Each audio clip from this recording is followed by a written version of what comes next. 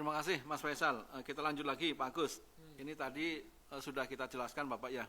Jadi pada saat saya jelaskan tadi kita coba lihat di kolom ini memang ada beberapa Bapak Ibu, itu kita abaikan aja. Ada hutan, migas dan lain sebagainya. Kita lihat paling kanan itu pendapatan kotor, misalnya kita simbolkan A. Rasio biaya produksi kita simbolkan B, maka biaya produksinya tadi seperti saya sampaikan kita simbolkan C, maka biaya produksinya adalah pendapatan kotor kali rasio biaya produksi yang dengan cap itu tadi adalah 70% Pak Agus ya. Atau kalau wajib pajak punya datanya, maka pendapatan kotor langsung dikurangi biaya produksi, maka ketemulah pendapatan bersih.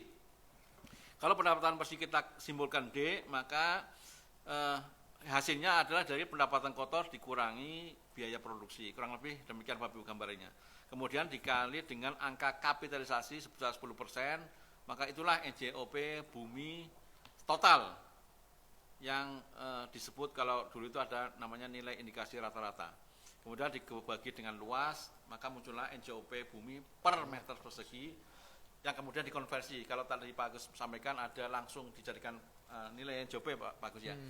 Ya itulah Bapak Ibu proses penilaiannya kurang lebih demikian gambarannya, sama dengan yang saya jelaskan tadi. Kemudian berikutnya Mas Faisal langsung aja di halaman 16. Tadi adalah buminya Bapak Ibu, jadi penilaian buminya. Sekarang bagaimana cara penilaian bangunannya, mungkin Pak Agus sedikit bisa jelaskan Pak, di halaman 14 Pak.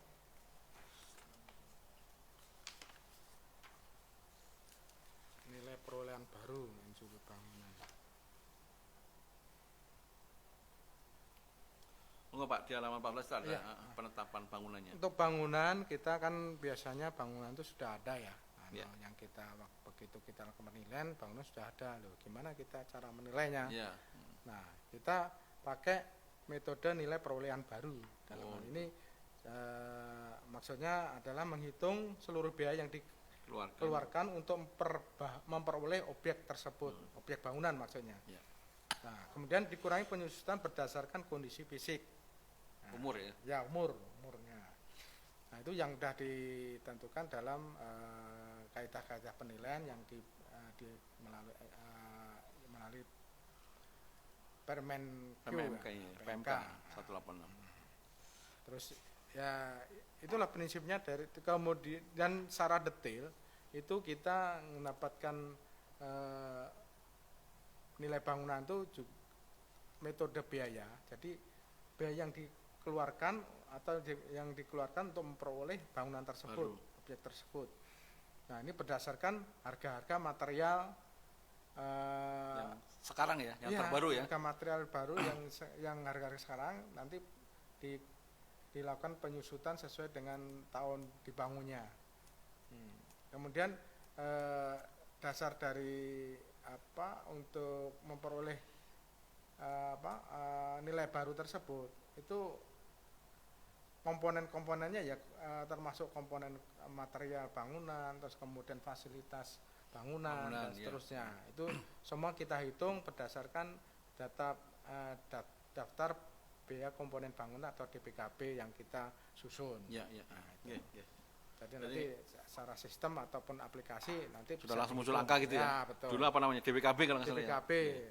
DPKB 2000. Terima kasih Pak Agus sebenarnya. Jadi untuk pemirsa untuk menilai NJOP bangunannya dalam hal ini adalah bukan bangunan rumah Bapak Ibu ya. Kali ini adalah pembudayaan pembudayaan ikan di pantai, maka dia cara membangun rambah-rambahnya gitu kurang lebih kita. Jadi karena ini bukan bangunan ya, tetapi prinsip penilaiannya adalah sama dengan kalau kita menilai bangunan.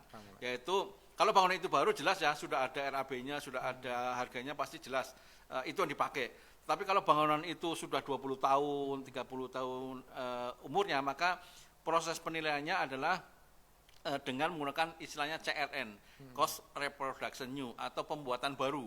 Jadi untuk membangun baru seperti yang 20 tahun itu bagaimana, berapa harganya, kemudian dikurangi dengan penyusutan atau depresiasi, kurang lebih gitu Pak. Ya, betul. Jadi depresiasi itu dari umurnya berapa puluh tahun dan kondisi fisiknya bagaimana. Kurang lebih seperti itu, sama dengan pembangunan, sama dengan penilaian dengan NJOP bangunan gitu Pak. Terus gini Pak Indra, yang apalagi kalau di budidaya ikan tuh ya, itu pembudidayaan ikan tuh kan, nah kita kembali lagi ke definisi bangunan yang dikenakan tuh bangunannya gimana, itu yang masuk bangunan itu adalah konstruksi teknis yang melekat di dalam bumi maupun air dan bumi. Itu ini kriterianya ya. Kriterianya gitu. Definisinya istilahnya. Kalau dia istilahnya tidak melekat tetap atau konstruksi teknis yang tidak melekat tetap itu nggak bisa dibilang bangunan. Nah biasanya kalau yang di perairan atau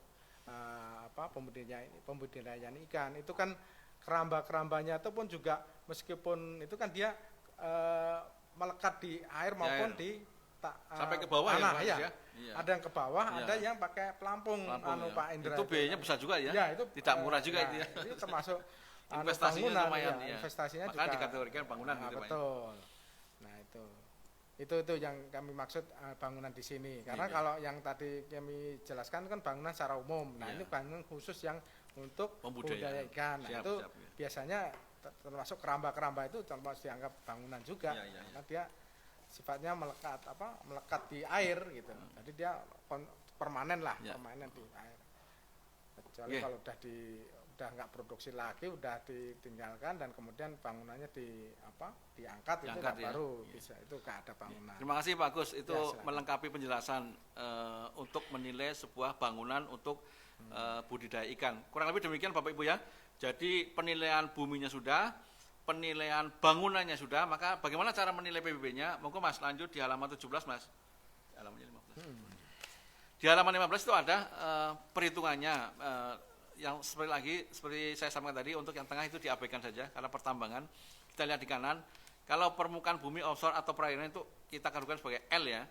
NJOP bumi ini tadi, NJOP bangunan, maka nilai jual objek pajaknya adalah penjumlahan dari NJOP bumi dan bangunan. Tadi kan sudah dari awal sudah penilaian buminya sudah ketemu, kemudian penilaian bangunannya sudah ketemu, maka untuk NJOP totalnya adalah NJOP bumi plus NJOP bangunan gitu Pak Gus ya. Itulah nanti yang dicarikan dasar untuk pengenaan PBB. Kurang lebih demikian Pak Gus ya. Terima kasih Bapak Ibu sekalian pemirsa. Ini mungkin terakhir Pak Gus. Setelah penilaiannya sudah, ternyata setelah kita nilai maka akan diterbitkan SPPT gitu Pak Gus ya. Monggo bisa, mungkin kalau SPPT kalau zaman dulu ya, zaman PBB Pedesaan Perkotaan itu kita cetak di awal Januari sampai Maret gitu ya. Kemudian dibagikan di April kepada masyarakat, dan itu jatuh temponya kalau nggak salah 6 bulan Pak Gus ya, untuk pembayaran setelah terima SPT. Mohon maaf, setelah 6 bulan harus dibayar oleh wajib pajak. Kalau lewat dari itu maka akan kena denda. Mungkin bisa sedikit silakan Pak Gus. Jadi selama 6 bulan wajib pajak diberi kesempatan, istilahnya gini, SPPT itu kan surat pemberitahuan pajak terutang. Jadi kalau cara gampangnya, sederhananya, ini loh pajak Anda sekian gitu ya. Nah, itu diberitahukan. Selama 6 bulan tidak ada pembayaran.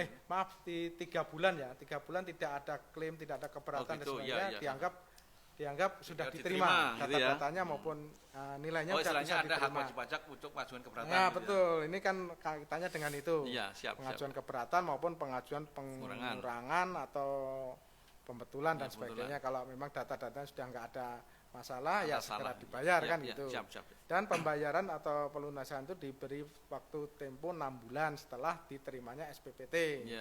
Nah, setelah 1 tahun pajak itu selama lebih dari 6 bulan dia belum dilunasin, ini ada denda administrasi 2% tiap bulan. Nah, baru dikenakan namanya, 2%. Dikenakan STP namanya Pak Agus ya?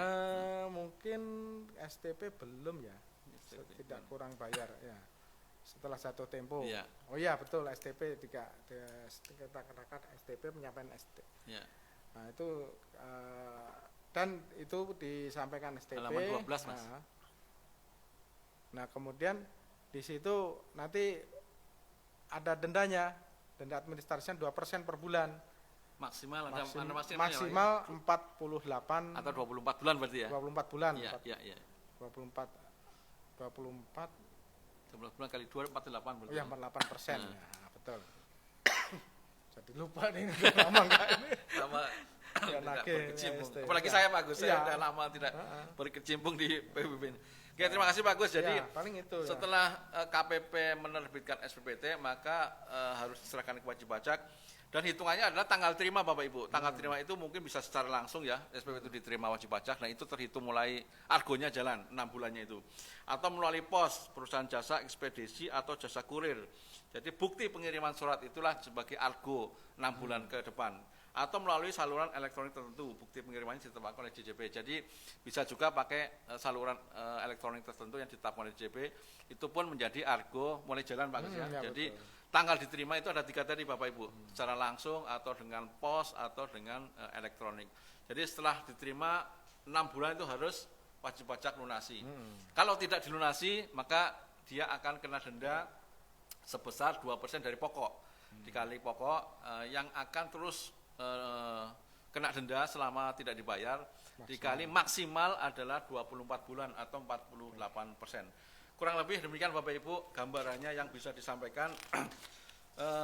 Terakhir, kalau SPOP kemarin sudah kita jelaskan, jadi kita tidak akan jelaskan ke halaman 20 Mas. Ini kita penting Pak Agus, kalau SPOP-nya kan sudah. Nah ini yang terakhir L-SPOP-nya. Lampiran nomor halaman 20. SKP. Ya, jadi setelah Bapak Ibu nanti tahu ya bahwa objek ini adalah kena PBB, maka Bapak Ibu harus mengisi SPOP namanya. Ya. Dan yang terakhir adalah menggunakan elektronik SPOP, ya bagus ya, pakai elektronik. SPOP. Dan itu yang harus dilampirkan ada lampirannya Bapak Ibu. Nah mungkin bisa jelaskan Pak Gus lampirannya apa aja nih di halaman 20 tadi. Jadi, lampiran SPOP ini. Untuk budidaya ikan ini yang perlu dilampirkan untuk melengkapi SPOP. Jadi untuk pengisian SPOP nanti dia harus ada surat izin usaha siup, pembudidayaan surat ikan. Izin usaha pembudidayaan ikan ya, siupnya. Terus jenis kegiatan apa kegiatan pembudidayaan itu pembudidayaan apa? Ikan jenisnya. Maksudnya tuh apa kerang mutiara yang seperti tadi di awal dijelaskan bagus ya. Dan seterusnya. Ya, kemudian terus jenis hasil budidaya itu hasilnya berupa apa kan gitu. Kalau pamannya kayak mungkin ini. Jenis hasilnya termasuk kapasitasnya ya. Dia hasilnya berapa ini. Semacam ini kan berubah bentuk ya. Ini kalau dari jenis hasil budidaya kan di sini ada jenis hasil budidaya, pamannya kerang mutiara dia hasil mutiara pamannya. Nanti itu harus disebutkan juga jenis hasil budidayanya apa. Atau mungkin masih tetap kerang mutiara tapi masih berapa bibitan usianya gitu ya, masih sekian bulan gitu ya. Ini contohnya begitu Pak. Iya. Terus kemudian titik koordinat untuk lokasi pembudidayaan di mana itu, lokasi pembudidayaan ikannya itu perlu itu titik koordinatnya. Itu menyangkut masalah letak dan nanti wilayah mana masuknya ke dalam. Ini yang tadi membedakan dengan kapal tadi ya. Nah, kalau kapal kemana-mana, kalau ini harus dia ada tetap pakai koordinatnya. Lokasi koordinat, cuman dia karena di izinnya itu kan ada izinnya dia wilayah apa, wilayah PAM-BP, wilayah penangkapan ikan BPI 1 atau BPI 2 dan seterusnya. Siap. Terus kemudian luas, otomatis luasnya ada di surat izin. Siupnya ya. Di siupnya itu ada luas, data luas.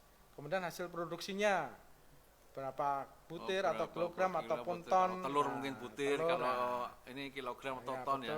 Kalau untuk ikan ton atau kilogram, kalau untuk kayak telur ini apa? Telur penyu gitu. Nah itu bisa butir dan seterusnya. Kemudian harga satuannya berapa? Ini harga satuan per kilogram atau per ton, nah ini sama saja. Ini mungkin ditentukan dari perindak ya mungkin ya, atau dari pasar. Pasar, lelang ya. Pasar. Harga pasar ya. Memang di perindak juga ada sih, itu untuk referensi kita. Ya, untuk referensi. Pembanding saja ya. Betul, pembanding. Terus kita kalau memang bisa nyari harga pasar, kita pakai harga pasar. Ya.